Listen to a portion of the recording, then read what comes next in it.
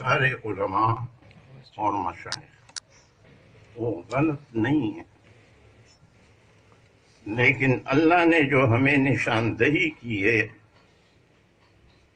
اور وہ ہمارے ساتھیوں نے آپ لوگوں کو بتا دیا کہ یا ایھا الذین آمنوا، اے ایمان والو، ان کثیرا من الاحبار والرہبان، یہاں کثرت کا لفظ آیا ہے، تو یہ ہرگز نہیں ایسا کہ تمام کے تمام علماء اور تمام کے تمام مشائخ وہ گمراہ ہیں، ایسا نہیں ہے، بلکہ وہ قلیل تعداد میں ہیں جو صحیح علماء ہیں، صحیح مشائخ ہیں، وہ ہیں، لیکن قلیل تعداد میں ہیں۔ اب اس امت میں ایک مسئلہ چل رہا ہے، دو گروہ بن گئے، اور ہمارے ساتھیوں نے اس کی طرف اشارہ بھی کیا کہ انبیاء علیہ السلام جب مانگتے تھے تو اللہ سے مانگتے تھے، درباروں پہ نہیں جاتے، قبروں پہ نہیں جاتے، غیر اللہ کے دروں پہ نہیں جاتے، کیونکہ اللہ نے اعلان کیا ہے یا ایھا الناس انتم الفقراء الی اللہ، اے لوگوں، عام خطاب ہے، تم سب کے سب، جس میں انبیاء علیہ السلام بھی آئیں، اولیاء بھی آئیں، صحابہ بھی آئیں، تم صرف اللہ کے در کے محتاج ہو، اور یہی انبیاء علیہ السلام کا طریقہ بھی ہے۔ صرف دو نبیوں کی یاد دہانی کراتا ہوں، یہ بھولا ہوا سبق ہے ہمارا کہ ہم بھول گئے ہیں، یہ نئی باتیں نہیں ہیں۔ موسیٰ علیہ السلام پر جب مشکل وقت آیا، فرعون سے بھاگ گیا، تو اللہ سے مانگتا ہے، رب انی لما انزلت الی من خیر فقیر، اے اللہ، میری جولی میں تو جو خیر بھی ڈال دے میں اس کا محتاج ہوں۔ اللہ نے سوال قبول کیا۔ دوسرا نبی جو اصل پوائنٹ پہ آتا ہوں، زکریا علیہ السلام، میں نے آپ کو کہہ دیا کہ ہمارے علماء وسیلے کے متعلق دو نظریوں میں بٹے ہوئے ہیں، جس کو کہا جاتا ہے عربی زبان میں توسل بالذوات فاضلہ اور توسل بالاعمال الصالحہ۔ ایک گروہ جو اکثریت میں ہے وہ کہتی ہے کہ توسل بالذوات فاضلہ یہ صحیح ہے، بحرمت فلاں، ببرکت فلاں، تو ان کا یہ عقیدہ بنا ہوا ہے۔ دوسرا گروہ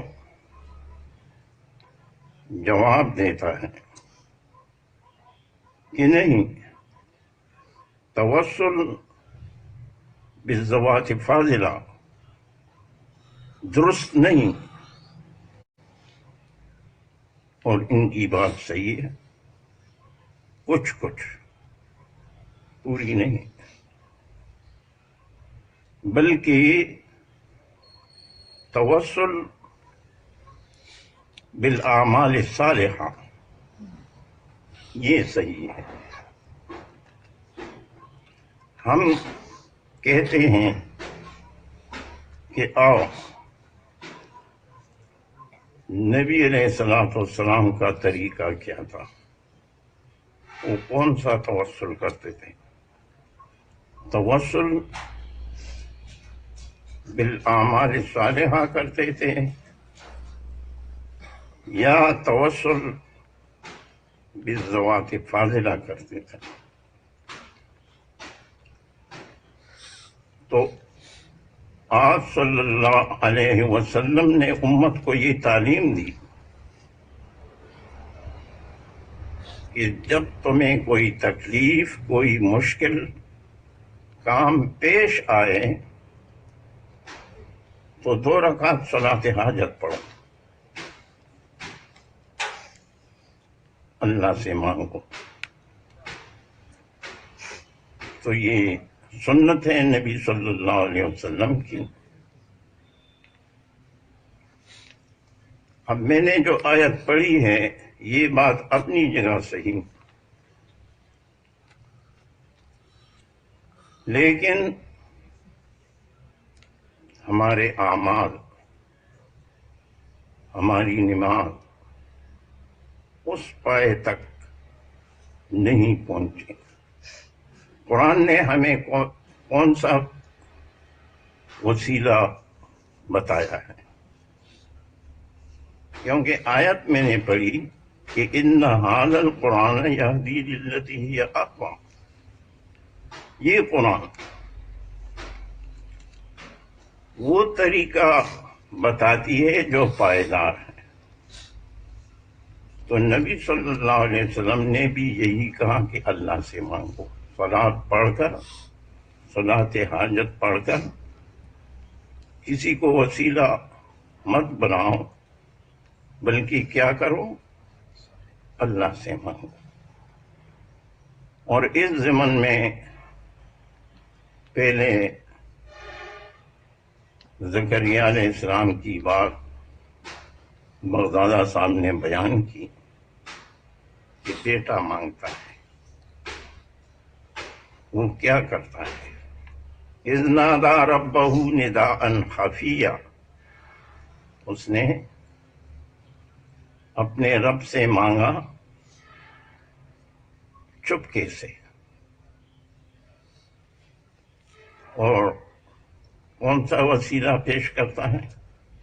ربی انی وہن العظم منی واشتعل الراس شیبا، اے اللہ میری ہڈیاں کمزور ہو گئی ہیں اور سر کے بال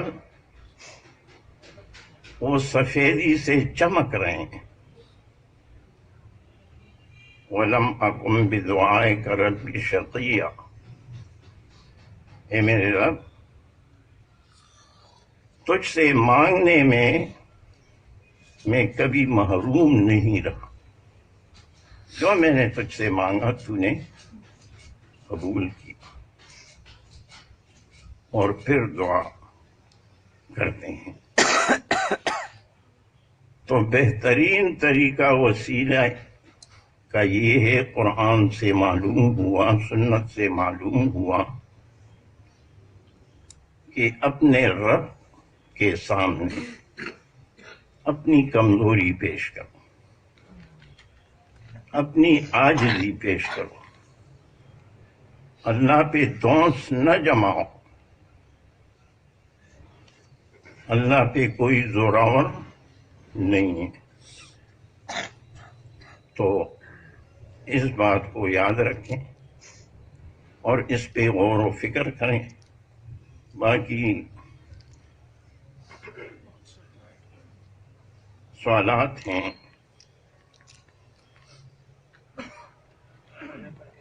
ہاں جی ہاں پہلا سوال ہے امت کے قرآن سے دوری کے کیا اسباب؟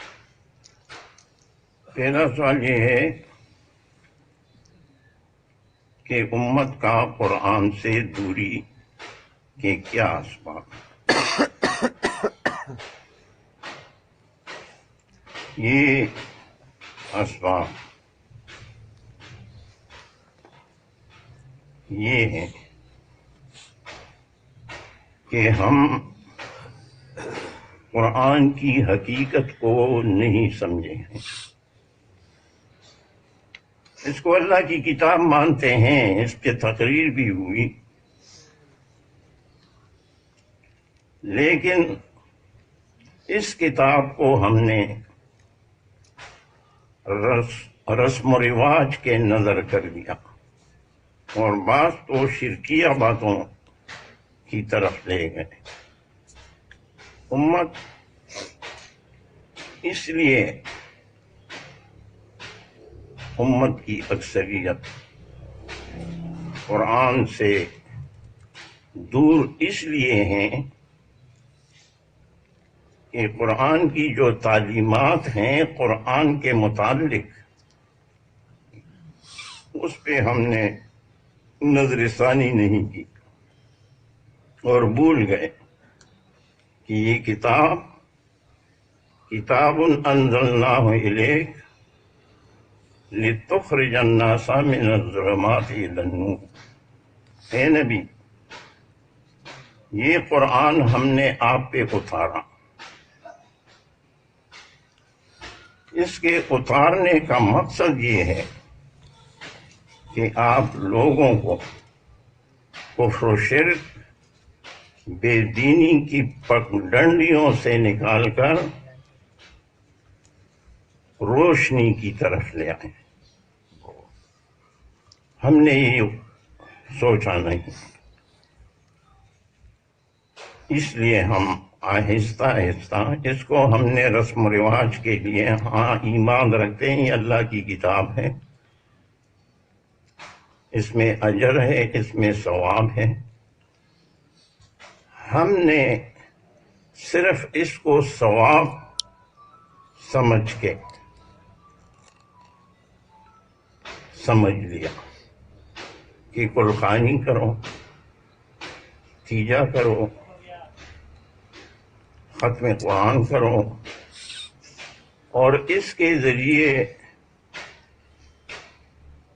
مردوں کو ایصال ثواب کرو، جبکہ قرآن کا یہ مقصد ہرگز نہیں ہے. قرآن نے ہمیں اس کے متعلق جو عقیدہ دیا ہے وہ صاف صاف بتایا ہے. بہت ساری آیتیں ہیں، لیکن صرف وقت کی کمی کی وجہ سے ایک آیت سناتا ہوں جس پہ تقریباً سب لوگ سمجھیں گے، بیٹھے ہوئے صاحبان. اللہ فرماتے ہیں من عمل صالحا فلنفسہ، جس نے صالح عمل کیا، اچھا عمل کیا، نیک عمل کیا، یہ اس نے اپنے لیے کیا. ومن اساء فعلیہا، اور جس نے برا کیا اس برائی کا وبال اسی پر ہے. تو قرآن ایصال ثواب کی نفی کر رہا ہے اور ہم قرآن کے خلاف ایصال ثواب کا عقیدہ رکھتے ہیں. تو کیا ہم قرآن سے دور نہ ہوں گے؟ بالکل. جب قرآن کی مخالفت ہم کر رہے ہیں تو گمراہی کا ایک سبب، قرآن سے دوری کا ایک سبب یہ بھی ہے کہ ہم قرآن کے خلاف جا رہے ہیں.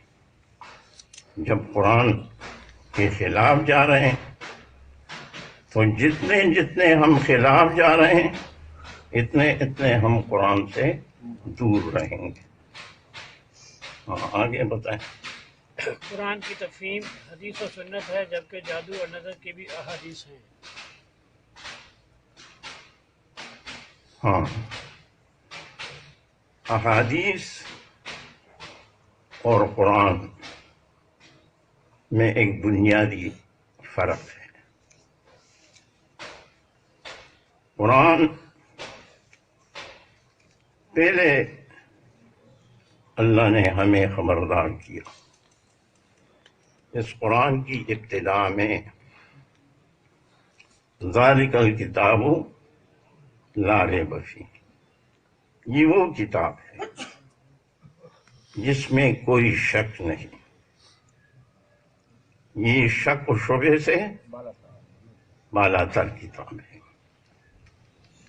اور دوسری بات یہ، انہ لکتاب عزیز، یہ قرآن یہ ایک غالب کتاب ہے، تمام کلاموں پر یہ غالب کتاب ہے، زبردست ہے۔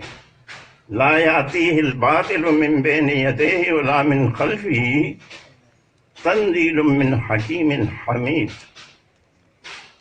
اس کے آگے پیچھے ہر طرف سے اس میں باطل نہیں آ سکتا، دیگر کتابوں میں آ سکتا ہے۔ مثال کے طور پر ہماری جس پہ امت کا اتفاق بھی ہے کہ قرآن کے بعد بخاری یہ صحیح کتاب ہے، لیکن یہ بھی اس پہ امت کے فقہاء محدثین تمام کے تمام متفق ہیں کہ بخاری لا ریب نہیں ہے۔ کیوں؟ اس میں بھی قرآن کی خلاف باتیں ہیں۔ سمجھنے کے لیے ایک مثال دیتا ہوں کہ بخاری میں آیا کہ لم یکذب ابراہیم الا ثلاث، ابراہیم علیہ السلام نے کبھی جھوٹ نہیں بولا ہے سوائے 3 جھوٹوں کے۔ تو یہاں الزام لگ گیا کہ ابراہیم علیہ السلام نے 3 جھوٹ بولے ہیں، یہ قرآن کے خلاف ہے، کیونکہ اللہ فرماتے ہیں وَاذْكُرْ فِي الْكِتَابِ ابراہیم إِنَّهُ كَانَ صِدِّيقًا نَبِيًّا، کہ ابراہیم کیا تھے؟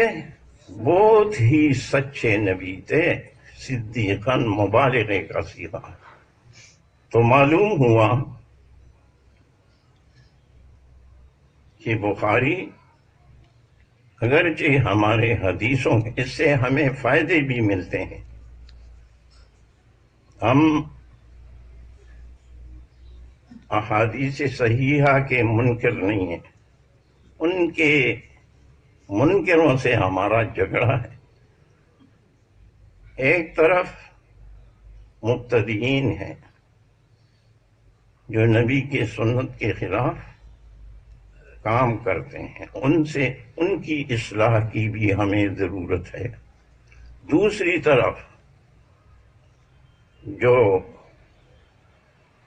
تفریط میں مبتلا ہیں، اعتدال سے نکلے ہوئے لوگ ہیں، جو نبی کی سنت کے انکاری ہیں،